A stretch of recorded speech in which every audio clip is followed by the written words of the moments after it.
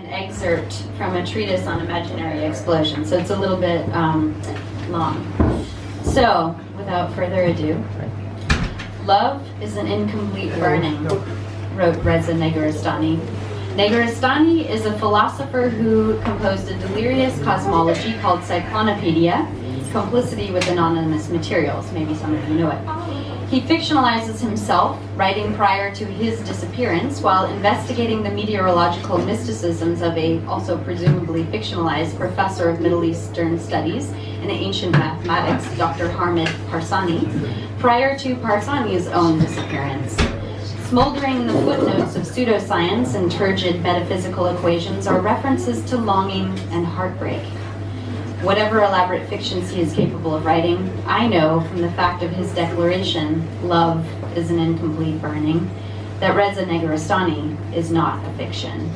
He is a real person who has been singed by heartbreak. Enough to know it, enough to remain alive, enough to anticipate that it will return to consume what it failed to lick with its first flames. Language used to describe the sensation of pain is the language of burning things. This is not unique to English. Pain is a burning. In some neurological studies of pain, capsicum derived from chilies is used to simulate searingly acute pain. To unjustly simplify it, such pain signals run from nociceptive neurons along the neospinothalamic pathway to the somatosensory cortex in the brain. It is the most recent tract of pain in human evolution. Of earliest origin is the archispinothalamic tract. Please turn your phones off. The oldest pathway that pain stimuli navigates to reach the brain, also sends collateral signals to the hypothalamus and to nuclei in the limbic system. The archispinothalamic pathway contributes to the processing of visceral, autonomic, and emotional pain, or what is called social pain. The tectonics of pain have many interrelated fault lines. While much remains to be studied, a breadth of recent research has shown that the neural circuitry of physical and social pain overlap. Not only do physical and social pain share the neural substrate of their affective component, distress, but they also share the distinct neural substrate of sensory processing, related to location, intensity, and duration. However, social pain is somehow easier to conjure and relive than physical pain. An imaginary explosion thus feels exactly the same as a physical one. Perhaps this has something to do with how social pain is stored in memory and in the limbic system, the older, more reptilian part of the brain. In cases of trauma, memory of affective pain can be relived by the resemblance of a physical sensation that occurred during the trauma event, what is known as state-dependent recall. A headache that mimics a ghost of the concussive blow, an autonomic tremor in the body not unlike the earthquakes preceding the glacier exploding off the top of the volcano, a waft of sulfur resembling the asphyxiating gases charging the atmosphere before the lava began to spew. Somatic memory stored in the muscles and connective tissue can maintain the particular position, action, or intention of the body when the traumatic moment took place. Somatic memory itself can induce the experience of pain. In post-traumatic stress, the autonomic nervous systems of individuals become aroused in a stress response to somatic memory.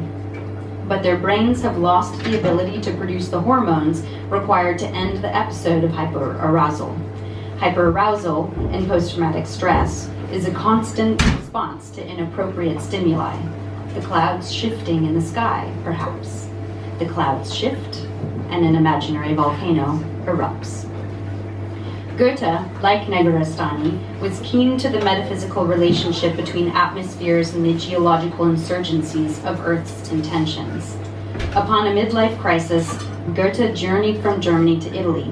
He wrote, "When we look at mountains, whether from far or near, and see their summits, now glittering in sunshine, now shrouded in mists or wreathed in storm-tossed clouds, now lashed by rain or covered with snow, we attribute all these phenomena to the atmosphere. Because all its movements and changes are visible to the eye.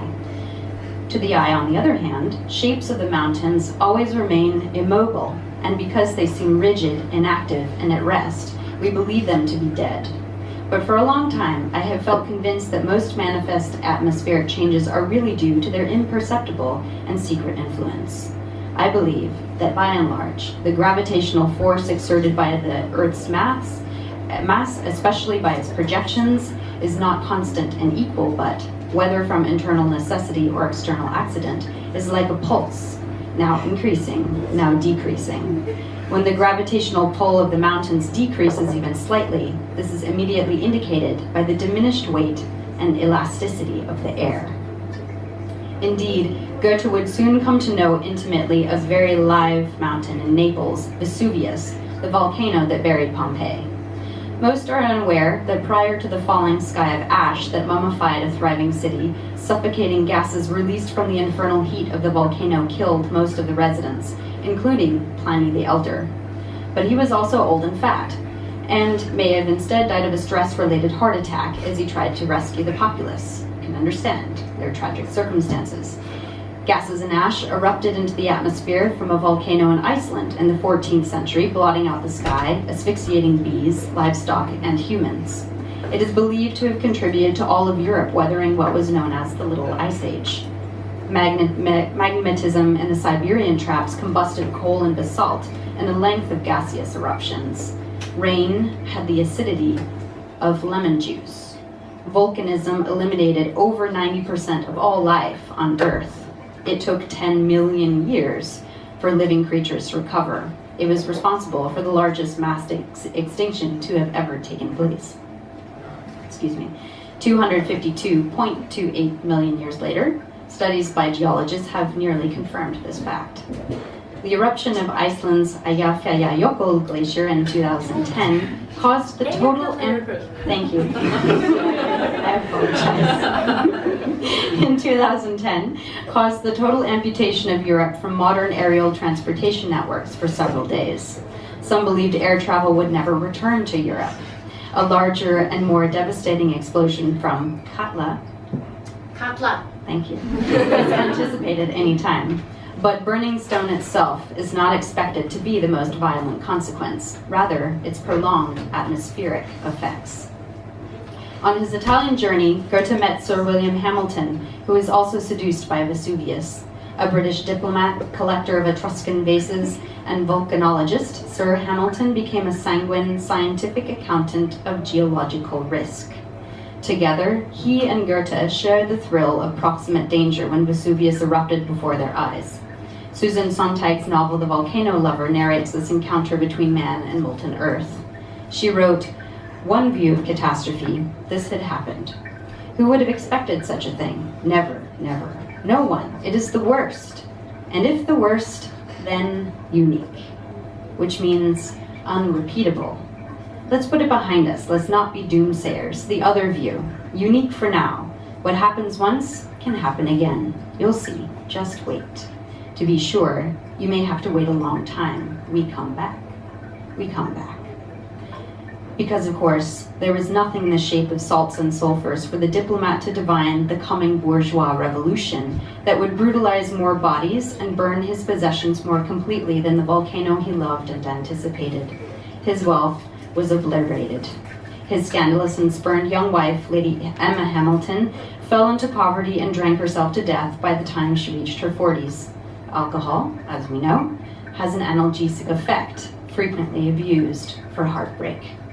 Recent studies confirm that even Tylenol can soothe the neurological burn of affective pain. Later in the 18th century, Prince Leopold of Dessau in Germany recreated a miniaturized version of Sir William Hamilton's home in Naples with a foreshortened vista upon a miniaturized Vesuvius. He worked obsessively to stage an artificial eruption with the most advanced pyrotechnics of his era. After his death, the imaginary volcano remained dormant for centuries, but in recent years it has been revived by the garden attendants. The next eruption has not yet been scheduled. Thank you.